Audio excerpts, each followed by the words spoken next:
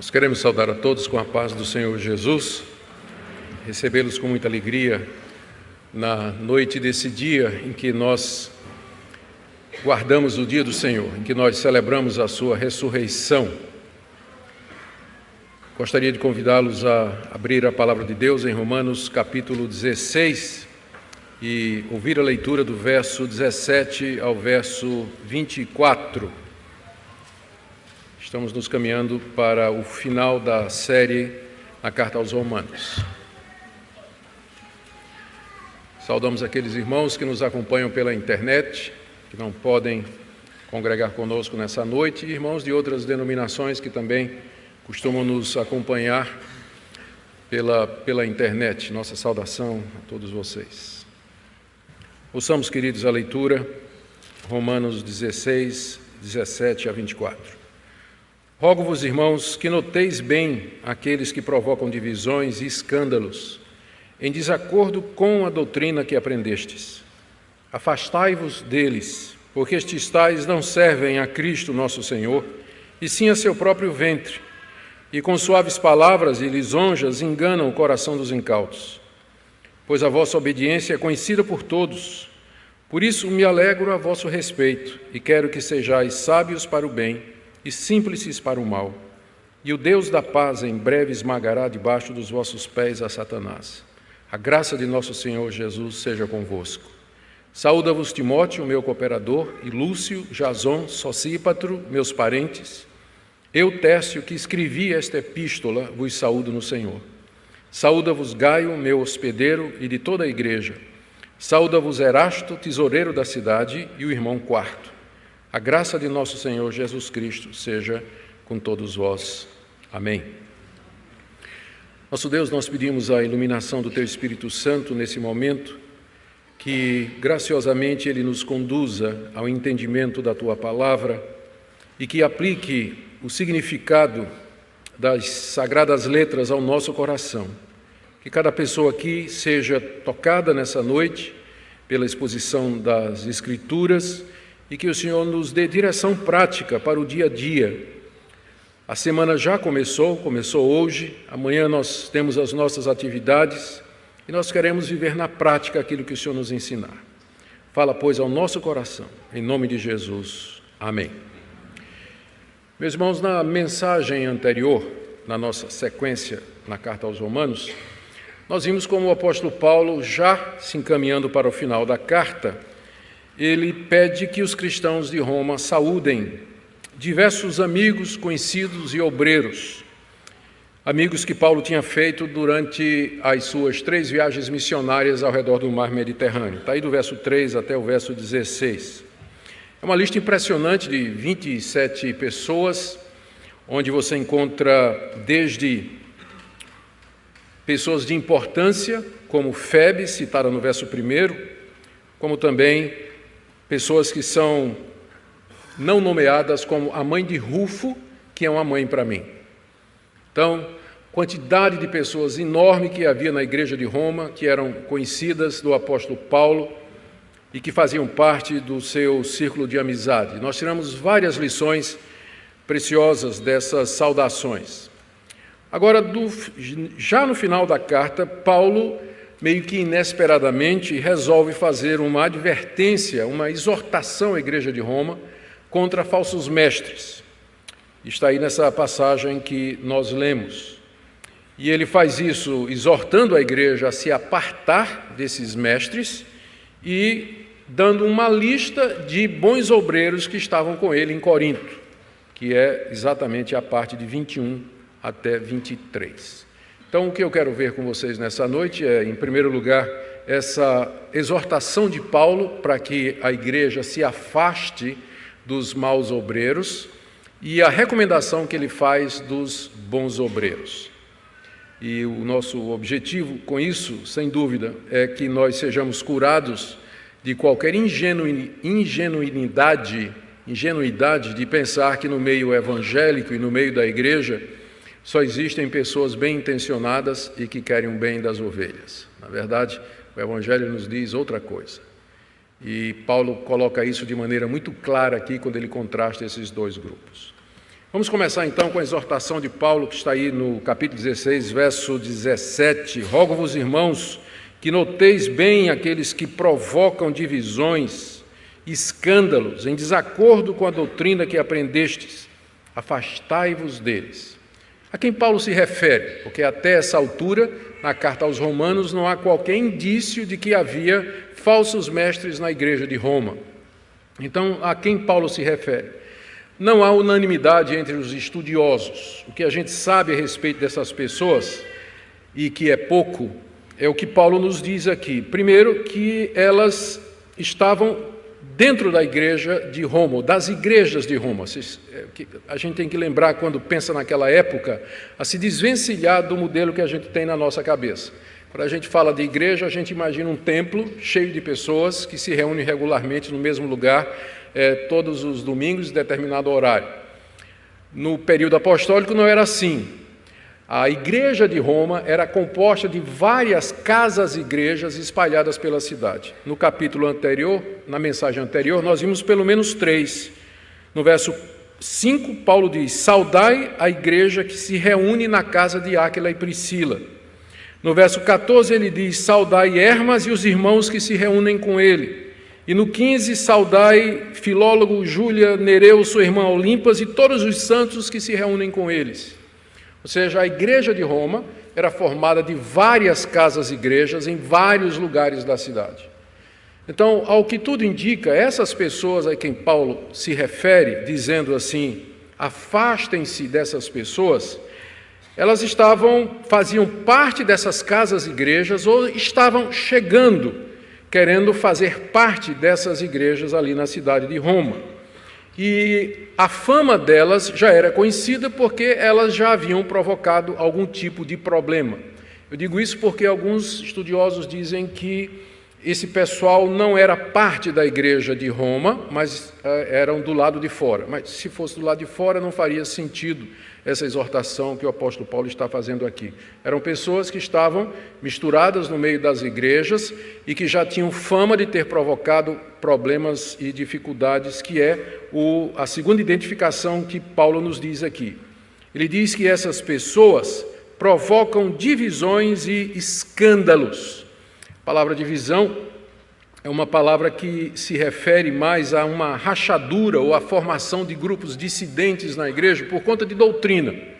Então, parece que esses homens, essas pessoas, elas, no meio das casas-igrejas de Roma, estavam propagando uma outra doutrina e formando grupos que se levantavam ou estavam começando a querer se rebelar contra o ensino da palavra de Deus. Paulo diz também que eles provocam escândalos. A palavra escândalo já tem mais a ver com a questão moral. Provavelmente estavam ou defendendo a prática de determinados pecados, ou eles mesmos caindo em determinados pecados e com isso colocando obstáculo à vida dos crentes e atrapalhando que eles crescessem na fé. O que Paulo diz é que, terceira coisa que Paulo nos diz a respeito dessas pessoas, é que elas estão em desacordo com a doutrina que haviam aprendido. Eu ainda estou no verso 17. Então, o que é que a gente sabe delas? Elas estavam dentro das igrejas, elas estavam provocando divisões doutrinárias e causando escândalo pelo seu comportamento, e agora nós vemos que Paulo diz que tudo isso elas estavam fazendo em desacordo com a doutrina que a igreja de Roma tinha recebido. Paulo não fundou a igreja de Roma. A doutrina da igreja de Roma foi trazida de Jerusalém pelos convertidos romanos no dia de Pentecostes, conforme nos diz a tradição da igreja. Se você ler Atos capítulo 2, você verá que no meio da lista de nações, de pessoas que ouviram os apóstolos falando em línguas e ficaram sem entender o que estava acontecendo, estão romanos, judeus que moravam em Roma e que tinham vindo a Jerusalém para a festa de Pentecostes. E lá eles se converteram com a pregação de Pedro e voltaram para Roma, trazendo a doutrina dos apóstolos, e lá fundaram a igreja de Roma.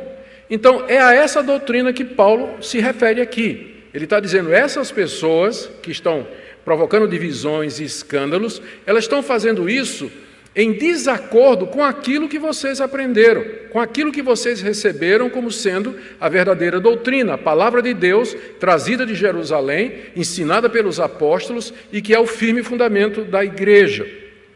Além disso, Paulo pode estar também se referindo ao que ele acabou de escrever aqui. Ele acabou de escrever 15 capítulos de doutrina. Então, e que essa doutrina estava de acordo com a doutrina dos apóstolos. Não há dissonância, não há separação, divisão, desacordo entre Paulo, Pedro, João e os demais apóstolos. O que eles ensinavam era exatamente o mesmo evangelho, com aplicações distintas quando era para os judeus ou quando era para os gentios, mas era o mesmo evangelho.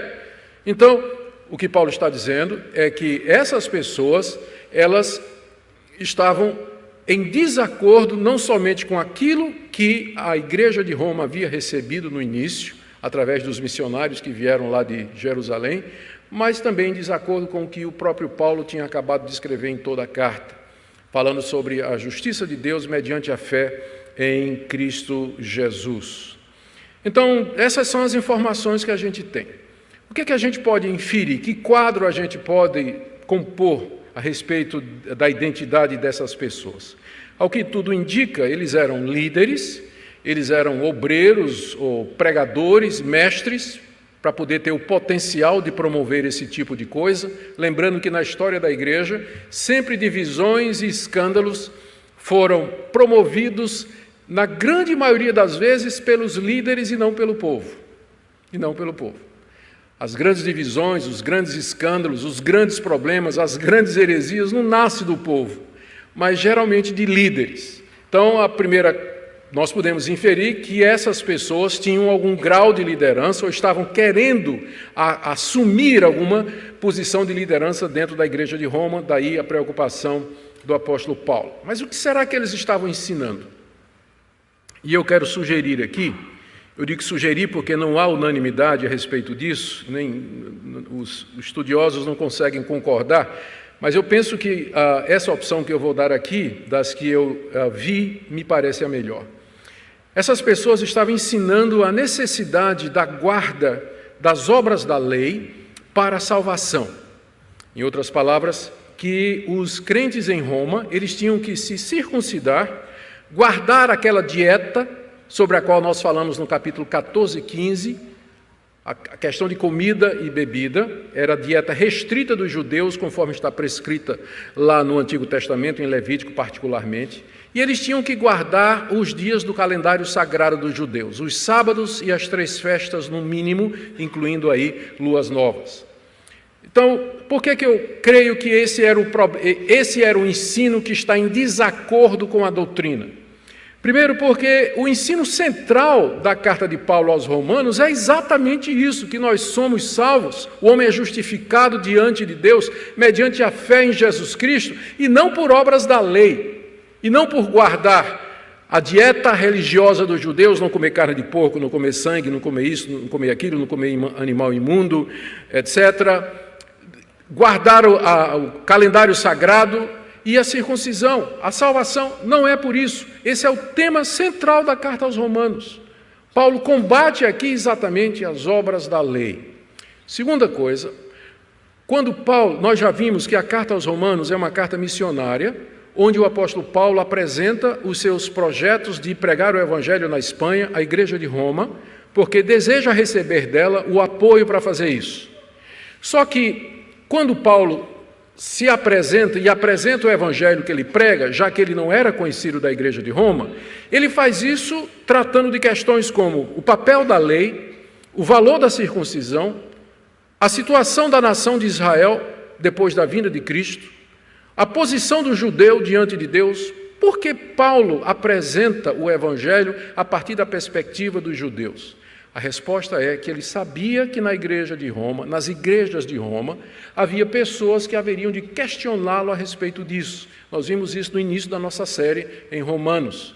Então, aqui é mais uma evidência, então, de que Paulo tem em mente exatamente essas pessoas que lá no fundo, Paulo sabia que iriam questionar tudo o que ele está escrevendo aqui. Além disso, nós vimos que no capítulo 14 e 15, que já havia na igreja de Roma problemas relacionados com a lei de Moisés. Paulo fala daqueles irmãos fracos, que eram judeus que tinham escrúpulos, que não se sentiam livres, mesmo que eles creram que Cristo já os tinha libertado da lei, eles ainda não se sentiam livres para comer todo tipo de comida. Eles queriam ficar naquela dieta que eles aprenderam como judeus. O judeu não come qualquer coisa, ele tem uma dieta específica que está lá no livro de Levítico. Então, mesmo o judeu crente, ele ainda se sentia preso a isso. Ele não se sentia livre para comer qualquer coisa. Por outro lado, havia judeus e não judeus que agora se sentiam livres para comer, fomos libertos. Cristo cumpriu a lei. A gente não tem mais que seguir aquelas regulamentações do Antigo Testamento. Nós podemos desfrutar de toda a coisa boa que Deus criou. E os dois grupos estavam tendo dificuldade de relacionamento, o que prova que já na igreja de Roma havia a semente ou o ambiente propício para falsos mestres se levantarem e defenderem a doutrina da justificação por obras. A esse ponto, lá no capítulo 14 e 15, Paulo não está tratando disso ainda. Lá é uma discussão entre irmãos sobre como é que eles iam ter comunhão. Você vai me convidar na sua casa, mas eu não como carne de porco. Você vai me chamar na sua casa e eu não como galinha cabidela, né? Como é que vai ficar isso? Né? Não dá para ter comunhão. Então essa era a discussão, abro mão, não abro mão, uso a minha liberdade, não uso da minha liberdade. Então a discussão era sobre essas questões secundárias, mas aqui Paulo está falando de gente que está pregando contra a doutrina que eles receberam. E é aqui que entra a diferença entre erro e heresia. O erro está no capítulo 14 e 15. Alguém estava errado ali, ou aquele que achava que podia comer de tudo, ou aquele que achava que só podia comer legumes para não ofender a Deus. Só que os dois iriam para o céu, mediante a fé em Jesus Cristo, porque essa diferença de opinião não abalava a salvação em Cristo. Mas aqui Paulo está dizendo, se afasta desse pessoal, porque o que eles estão ensinando é contrário à sã doutrina. Aqui é heresia. Heresia é todo erro que afeta a salvação. Então, com relação aos erros, nós podemos conviver como irmãos, mas com heresia, com herético, a gente tem que se apartar. Aí já é outro nível de erro, porque ele atinge a nossa salvação. Então, no capítulo 14 e 15, Paulo tratou desse engano de alguns irmãos que ainda tinham escrúpulos em comer alguma coisa, mesmo que tinham crido em Cristo Jesus. Mas aqui é diferente. Na igreja de Roma, já havia pessoas que estavam querendo dizer que a salvação era pelas obras da lei, por guardar estas coisas e não somente pela fé em Cristo Jesus. Meu último ponto que me convenceu de que essa é a melhor interpretação é que quando Paulo escreve aos Filipenses, foi na mesma um pouco antes, né, de escrever a carta aos Romanos, aliás, pouco depois de escrever as cartas aos Romanos, ele escreve Filipenses quando está na prisão. Ele trata desse pessoal de judaizantes e diz o seguinte, em Filipenses capítulo 3, a partir do verso 17, veja como a linguagem é parecida.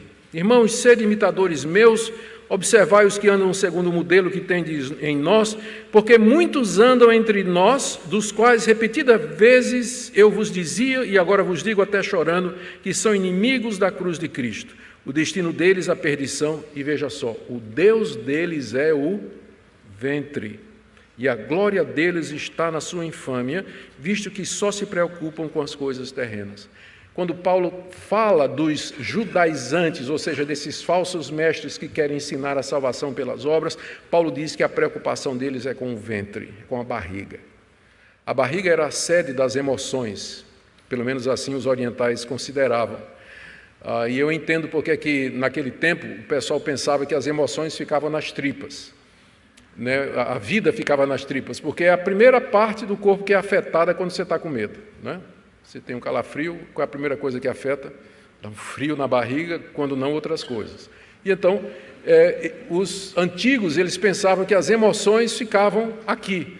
Então, quando dizia essa linguagem só se preocupa com o ventre, ela quer dizer só se preocupa em satisfazer os seus desejos, a sua vontade, vive para os seus interesses, porque o ventre era considerado o centro da existência.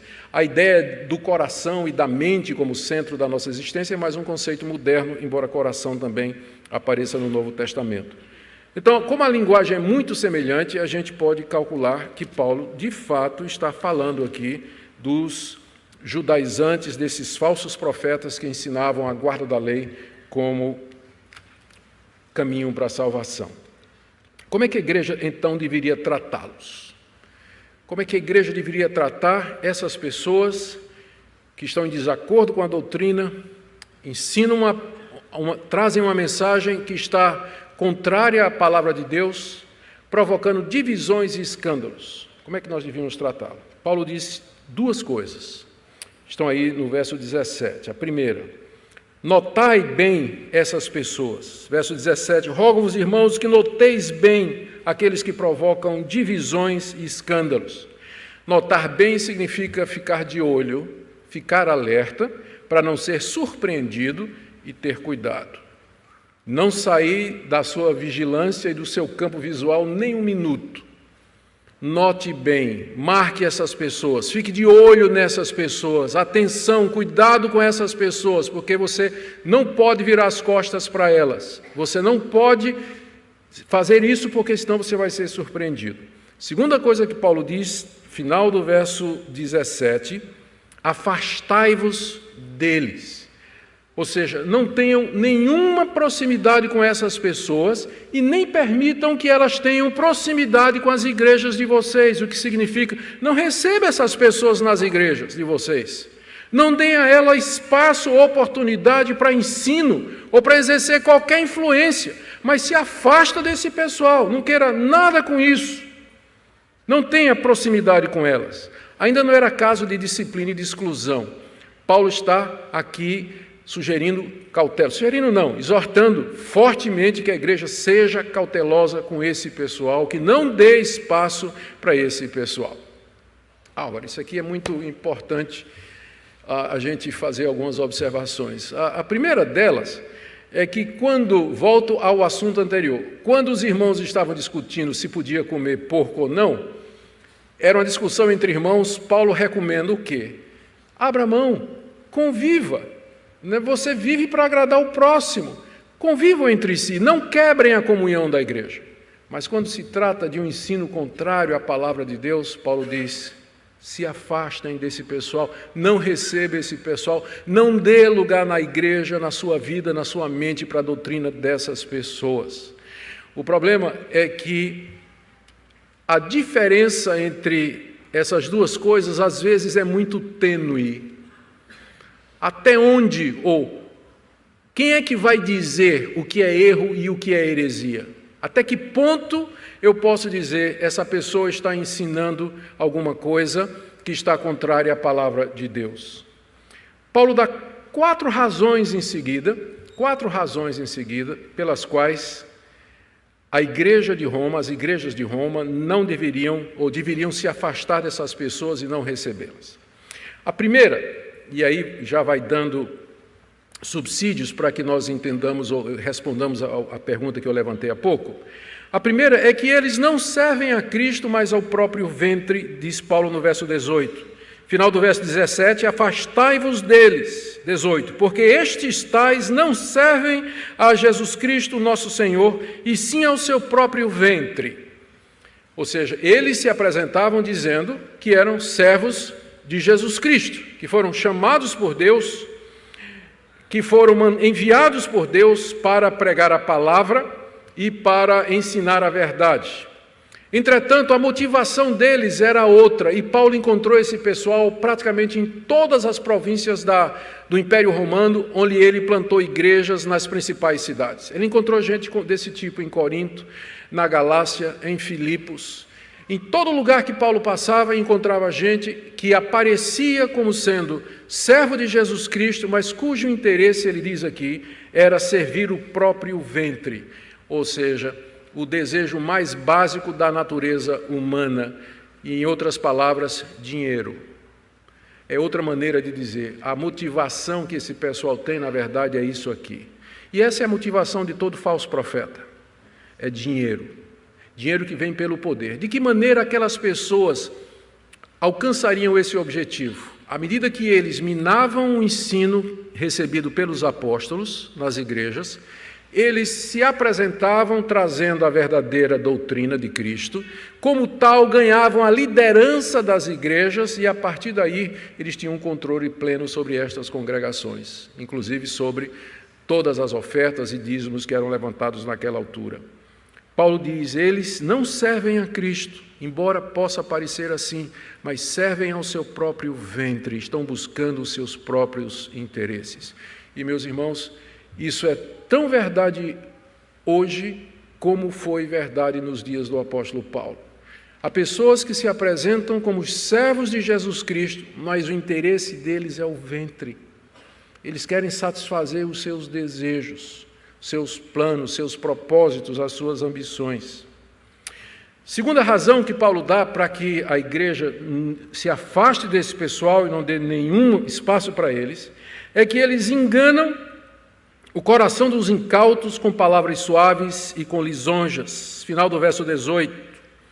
Com suaves palavras e lisonjas, enganam o coração dos incautos. Ou seja, eles eram maus, ímpios e tinham intenção de enganar. Há um padrão no Novo Testamento que é bom observar aqui. Quando se trata de membros das igrejas que foram iludidos ou estão sendo iludidos por um falso profeta ou por um falso ensino, geralmente a abordagem é pastoral. Os apóstolos escreviam uma carta ou faziam uma visita, pastoreavam, ajudavam aquelas pessoas. Havia todo um tratamento de misericórdia tentando resgatar aquelas ovelhas. Mas quando se trata dos líderes, daqueles que promovem esse ensinamento, aí o tratamento já é diferente. O tratamento é duro, o tratamento é inflexível, é de entregar ao diabo, entregar a Satanás, é de resistir, de não dar espaço, é de condenação clara, como Paulo está fazendo aqui. Por quê? Porque a intenção, porque às vezes a gente pensa assim, a gente vê um falso profeta de uma grande denominação, enganando o povo com a falsa teologia, e algumas pessoas ingenuamente chegam para mim e dizem assim, pastor Augusto, não será que ele é sincero? Não vejo isso. Pode ser que tenha gente na igreja dele que seja sincera e que está sendo enganada pelo falso profeta. Mas que ele seja sincero, eu acho que não. Não é assim que o Novo Testamento trata pessoas que promovem falsas doutrinas. Sempre o ponto é esse, eles fazem isso porque estão movidos por uma intenção errada que geralmente é dinheiro ou lucro, ou popularidade, ou fama, ou poder, ou qualquer outra coisa. Então não há compaixão nem há misericórdia nenhuma para aquele apóstata herético que nega a palavra de Deus e ensina essa verdade às pessoas. O tratamento do Novo Testamento é muito sério, exatamente porque entende que o alvo é enganar as pessoas, como Paulo diz aqui, com palavras suaves e lisonjas, enganam o coração dos incautos. Os incautos, eles vão ser enganados. Os incautos vão ser enganados por falsos profetas, porque eles usam, Paulo diz aqui, suaves palavras e lisonjas. Essas duas expressões, elas têm a mesma raiz na língua grega, que é a palavra para promessa. E poderia ser entendido como eles enganam as pessoas fazendo com palavras, promessas e dizendo ao povo aquilo que o povo quer ouvir. É isso que significa suaves palavras e lisonjas. Agradar o coração do povo, dizer ao povo o que eles querem ouvir. Em vez de dizer a verdade, jogar para a plateia. Não é? Em vez de jogar mesmo, jogar para a plateia. O que é que o povo quer? O que é que o povo quer ouvir? É assim que eles enganam o coração dos incautos. E geralmente esse pessoal é extremamente capaz em fazer esse tipo de coisa. Um incauto é a pessoa que é simplória, teologicamente falando. É aquela pessoa que diz que teologia não importa, que teologia é uma coisa difícil, complicada, vamos amar os irmãos, fazer missões e fazer o bem. Esse é o evangelho, esse é o simplório, esse é o incauto, porque ele não vê o valor da doutrina. E exatamente porque ele não vê o valor da doutrina, ele não estuda, e, consequentemente, ele não tem discernimento, e quando vier alguém com suaves palavras e lisonjas, ele vai engolir a isca, o anzol, a linha, a chumbada e a vara toda. Vá embora. Porque ele é incauto. Ele acha que não. Eu já contei aqui para vocês, mas não canso de contar, que eu sempre morro de rir daquela mulher que me mandou um Twitter dizendo assim: meus pregadores prediletos é Edir Macedo e Augusto Nicodemos.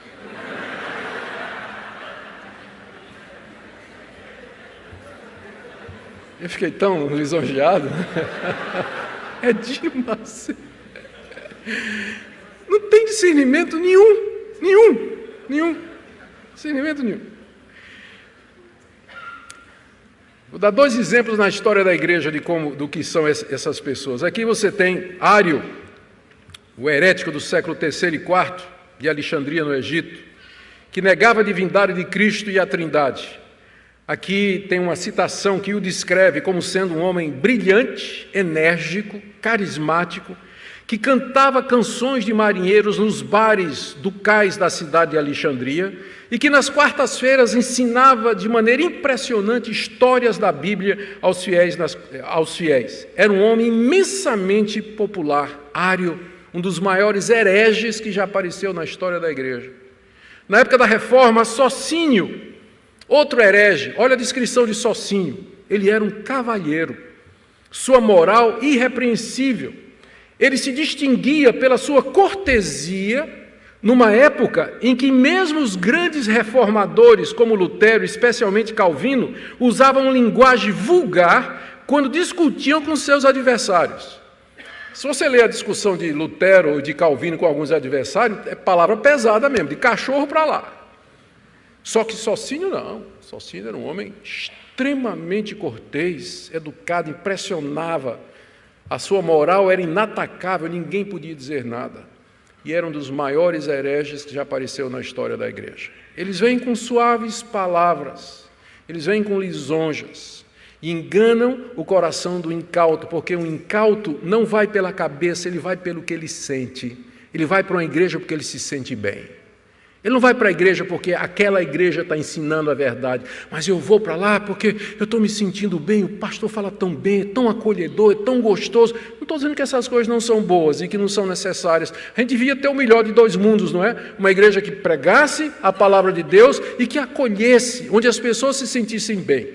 Mas se você tiver que escolher entre aquilo que você sente e a verdade que edifica, é óbvio que a opção é a pregação da palavra de Deus.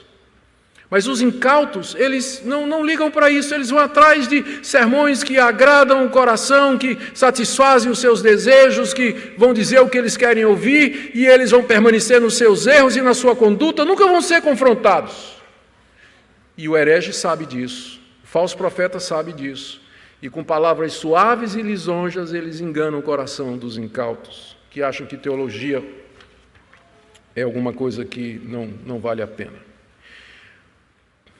Quarta razão que o apóstolo Paulo oferece aqui para que os cristãos de Roma se afastem daqueles homens é a derrota iminente de Satanás no verso 20. Aliás, antes eu precisava voltar para o verso 19, que tem 2 pontos aqui. No verso 19, Paulo diz, é a terceira, eu falei que era a segunda, a quarta, né? Eu já me atrapalhei aqui. Volta tudo, cancela aí no vídeo, por favor. Terceira razão que Paulo dá para que a igreja se afaste é a reputação da igreja. Incrível que pareça, olha o que ele diz no verso 19. Pois a vossa obediência é conhecida por todos, por isso me alegro a vosso respeito e quero que sejais sábios para o bem e simples para o mal. O que Paulo está dizendo aqui? O pois aí, do início do verso 19, liga esse verso ao verso 17. No verso 17, Paulo diz, afastem-se dessas pessoas. No verso 19, porque a obediência de vocês é conhecida a todos. Vocês têm fama de ser uma igreja obediente, de ser uma igreja doutrinariamente correta, que zela pela verdade. Se vocês começarem a receber esses falsos obreiros aí dentro, vocês vão deixar de ser o referencial da sã doutrina que vocês são hoje. A obediência de vocês é conhecida de todos. A obediência aqui não é só obediência moral, ética e prática, mas a obediência à verdade que foi ensinada para eles através da pregação do Evangelho. A igreja de Roma era conhecida pela sua firmeza doutrinária. E Paulo está usando esse argumento, dizendo, se vocês receberem esses falsos profetas, a reputação de vocês vai ficar enlameada. O nome que vocês até agora tiveram pela graça de Deus, ele vai ser perdido. Vocês vão deixar de ser um referencial da verdade.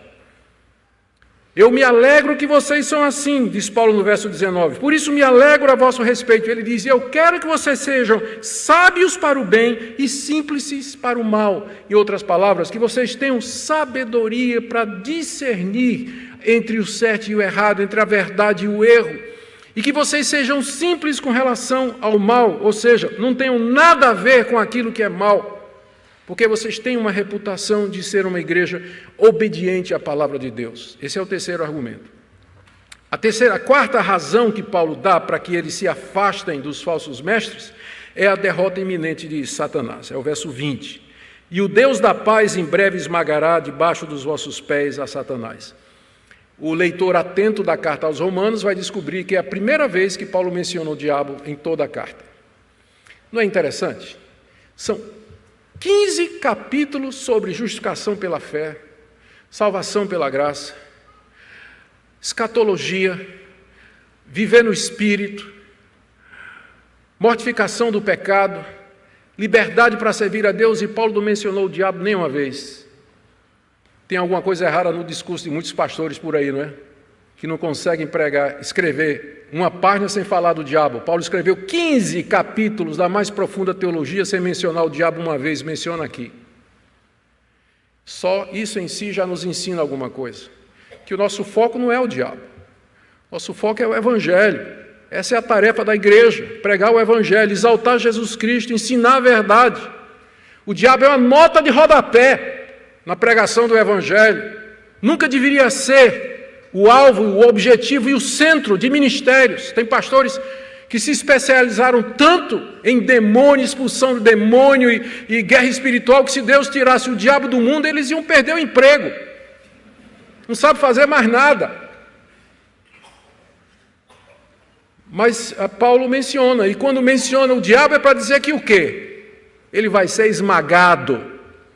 Ele vai ser esmagado. E quando será isso? E o que é essa passagem, como é que ela se encaixa aqui? Primeiro, eu creio que essa passagem se encaixa aqui porque é um encorajamento para os crentes de Roma para se afastar dos falsos mestres, porque Paulo aqui identifica quem é que está por detrás de todas as mentiras e heresias, aquele que é chamado de o pai da mentira. Ele é que está por detrás dos falsos profetas, das heresias, dos erros que vêm destruir a unidade da igreja e desafiar a doutrina que o nosso Senhor Jesus Cristo nos deixou. É o diabo que está por detrás. E ao proclamar a vitória que será em breve do diabo, de Satanás, Paulo com isso está dizendo aos cristãos de Roma, irmãos, coragem, resistam, porque a vitória é certa. Está mais próxima do que vocês imaginam. Não será completa aqui nesse mundo, porque os agentes do diabo estarão espalhando mentiras, como eles continuam fazendo 2000 anos depois que Paulo escreveu essa carta, eles continuam espalhando mentiras no meio cristão. Mas a vitória é certa. Quando o Senhor Jesus Cristo voltar, vocês verão o diabo ser pisado, esmagado debaixo de vossos pés. Aqui tem duas referências que nós devemos lembrar. A primeira delas, não há dúvida, Paulo está se lembrando aqui da promessa que foi feita à mulher, lá em Gênesis 3,15, quando ele disse para a serpente, na verdade foi Gênesis 3,15, ele fala que tu lhe ferirás o calcanhar, ele te esmagará a cabeça e tu lhe ferirás o calcanhar. É uma referência à vitória do Senhor Jesus Cristo e ao filho da mulher que haveria de esmagar a cabeça da serpente. Paulo, sem dúvida, tem em mente isso, só que aqui há um componente. Ele está dizendo que os crentes vão participar disso. Não está dizendo isso? Deus da paz em breve esmagará debaixo dos vossos pés a Satanás. E aqui vem a segunda referência, que é 1 aos Coríntios, capítulo 6, quando o apóstolo Paulo diz, indignado à igreja de Corinto, que estava um irmão processando o outro no tribunal, Paulo diz à igreja de Corinto, será que vocês não têm condição de julgar entre vocês? Vocês não sabem que nós vamos julgar os anjos?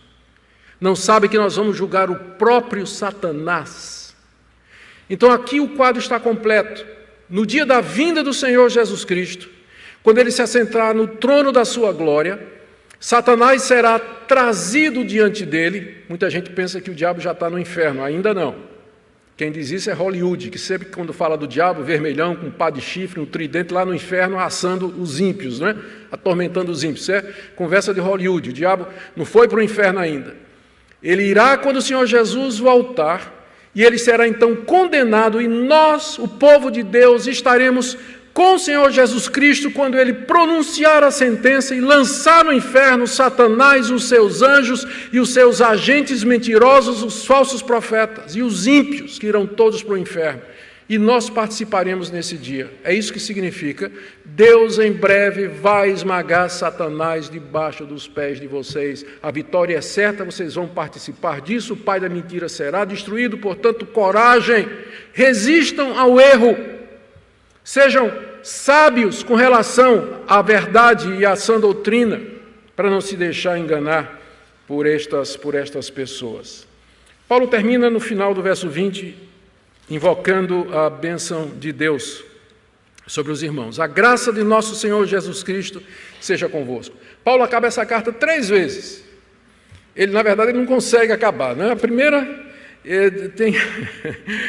tem alguns manuscritos antigos que terminam a carta no capítulo 15, olha, está aí, ó. Veja, capítulo 15, verso 33.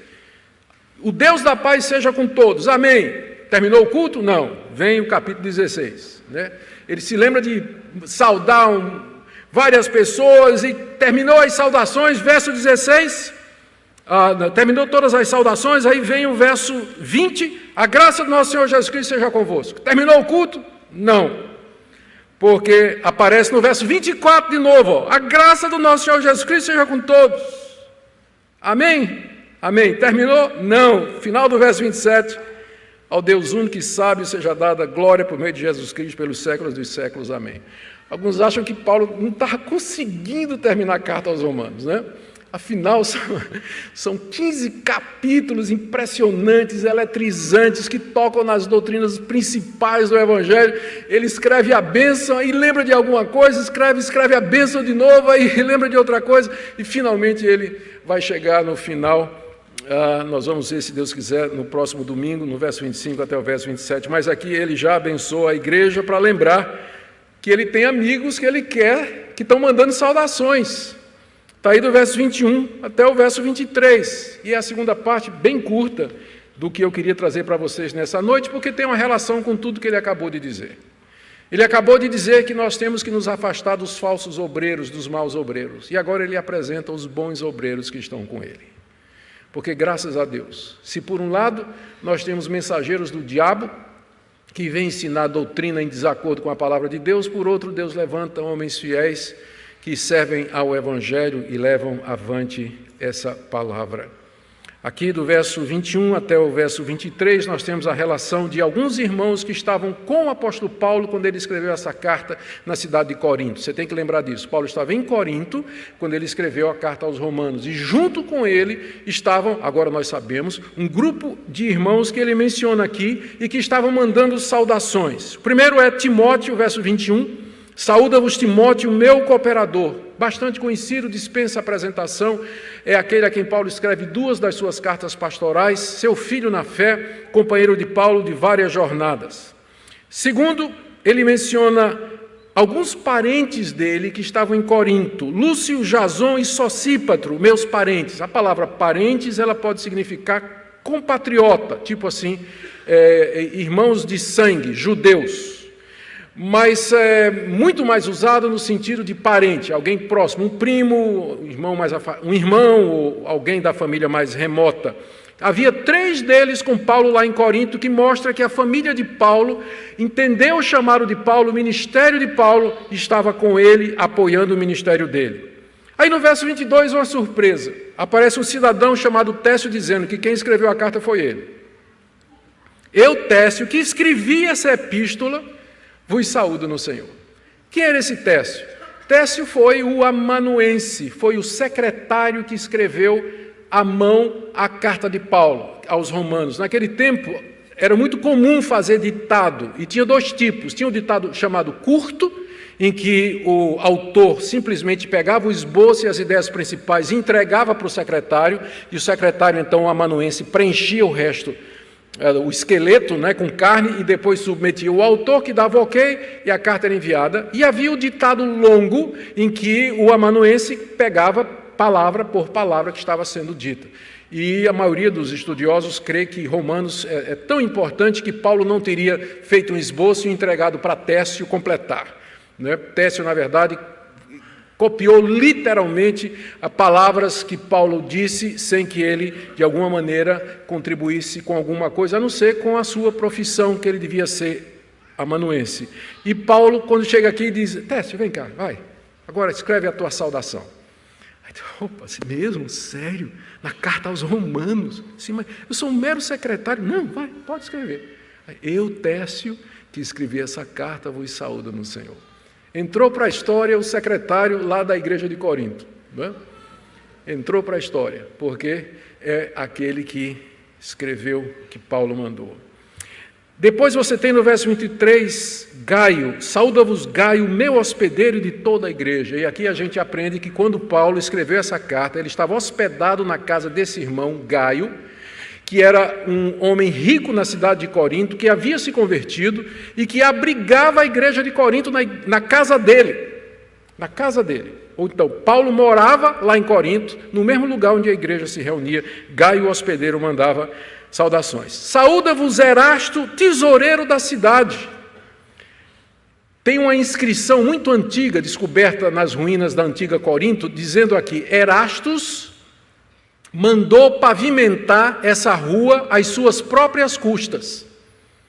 Uma inscrição numa pedra antiga lá em Corinto, que o pessoal acha que é esse mesmo Erasto aqui, que ele era tesoureiro da cidade e, portanto, era o administrador da cidade, um homem rico de posses, que se converteu e que estava lá com Paulo em Corinto quando Paulo escreve. E, finalmente, o irmão Quarto, que ninguém sabe quem é, mas entrou para a história como o irmão Quarto, né?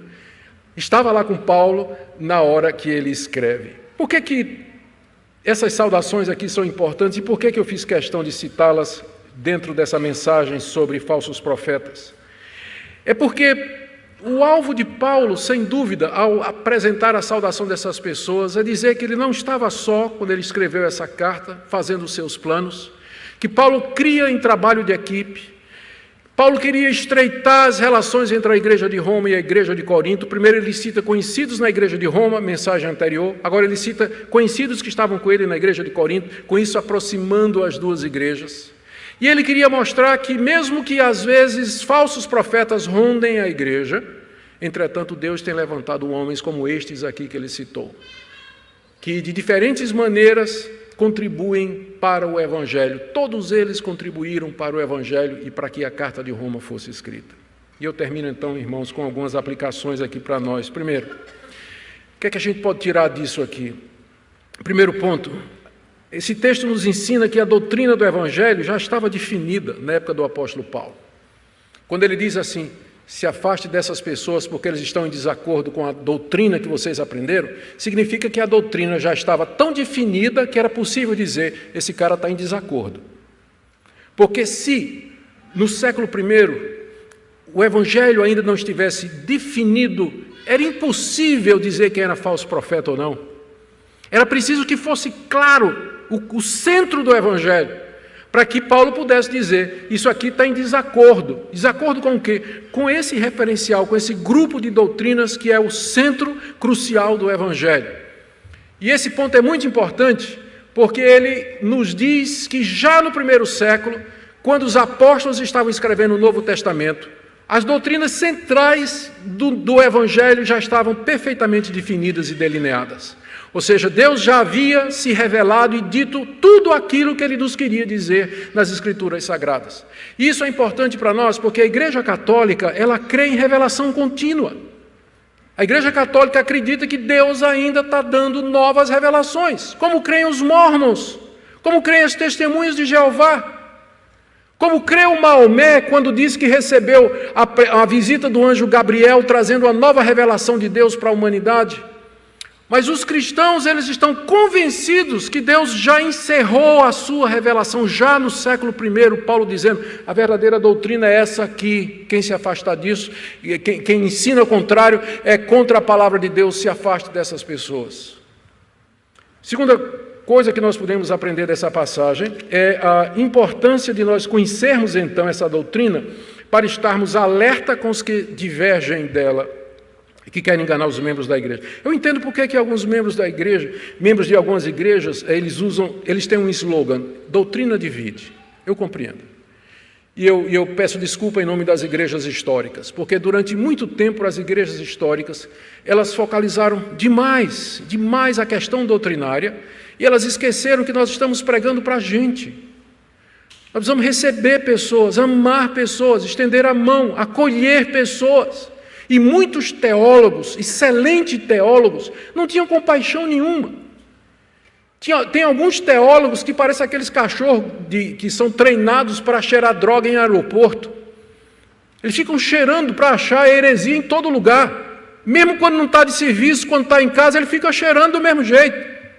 Que foi treinado para achar heresia, como os cachorros treinados para cheirar maconha ou cocaína nos aeroportos. E então isso provoca uma ideia errada de que doutrina, ela traz ódio, ela traz mágoa, ela traz sentimento de superioridade. Eu sei a doutrina, a história da igreja, a boa teologia, e você não sabe nada, sua igreja não ensina nada disso. Aí muita gente em reação diz, doutrina divide. Eu entendo vocês e eu peço perdão. Toda vez que alguém que se disse reformado foi arrogante em cima da doutrina, porque é uma contradição em termos isso aí. Você não pode ser reformado e arrogante, porque a primeira doutrina, o primeiro dos grandes pontos do calvinismo é depravação total, e começa com você. E começa com você. Mas, por outro lado, negar o valor da doutrina, de conhecer as Escrituras, o ensino da palavra de Deus, é você se tornar um simples, um incauto, um simplório que vai ser enganado por um falso profeta inteligente, cortês, bem educado, que vai iludir você com falsas promessas, como há milhões hoje no Brasil, seguindo falsos profetas. Exatamente porque eles acham que doutrina não tem valor, acham que igreja é só um lugar onde você vai para se sentir bem, cantar, louvar, desopilar, fazer amigos, arrumar uma namorada e por aí vai, e ter os seus desejos satisfeitos, emprego, casa, carro, por aí vai. Não. O que salva é a verdade. Você pode ter fé, mas se você crê na mentira, vai para o inferno do mesmo jeito. O que salva é a verdade, a nossa fé na revelação que Deus nos dá. E por último, queridos, essa passagem nos ensina como Deus tem levantado homens fiéis através dos quais o trabalho do Evangelho tem se firmado e avançado nesse mundo. Homens teologicamente preparados, como Paulo e Timóteo, mencionados aqui. Homens de recurso, como Erasto, tesoureiro de Corinto. Homens simples, mas hábeis, como o escriba Tércio. Era a profissão dele, era um amanuense, um escriba, um escrivão. Deus usou para escrever a carta aos romanos. Pessoas desconhecidas como o irmão Quarto. Deus levanta pessoas nas mais variadas vocações, profissões e caminhos da vida para servir ao seu reino. Por isso, não ache que você não tem importância.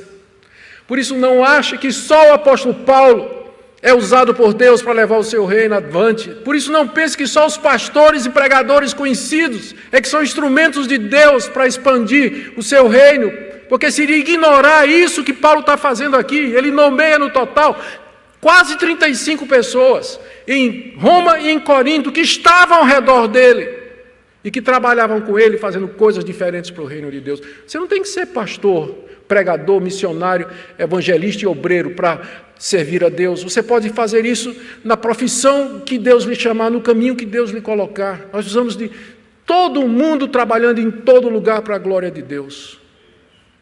E é isso que essa passagem nos ensina. E eu termino então pedindo a vocês nessa noite que não deixem de perceber a importância da verdade.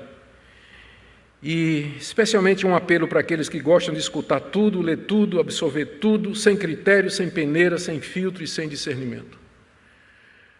Alguns acham que tem que manter a mente aberta. Eu comparo a mente a uma boca. Eu mantenho minha boca aberta até o alimento chegar. Quando ele chega, eu fecho. Mastigo, engulo e me alimento. Mas tem gente cuja mente é uma boca aberta o tempo todo. Ele não digere nada, não engole nada, não mastiga nada, não se alimenta de nada. Ele lê tudo, observa tudo, não tira conclusão nenhuma, não tem doutrina, não sabe de onde vem nem para onde vai. Não seja assim. Mas a palavra de Deus é muito clara e serve de referência para nós do que é a verdade. Vamos segui-la. Oremos. Obrigado, Senhor, pela Tua palavra, pelo que ela nos ensina. Nós pedimos que o Senhor nos dê misericórdia, compaixão e humildade, para que nós reconheçamos que há pontos difíceis de compreensão e que não podemos ter certeza de tudo, mas dá-nos muita firmeza naquilo que já foi claramente revelado e que forma a base da Tua verdade, do Teu Evangelho. Nos ajuda a tratar com compaixão os irmãos que estão iludidos e a ser firmes contra os falsos profetas. Levanta, Senhor, irmãos e irmãs em todo lugar, para que possam contribuir de acordo com os seus dons, talentos e oportunidades para o avanço do Teu reino. Oramos por todos aqueles que estão aqui nessa noite, em nome de Jesus. Amém.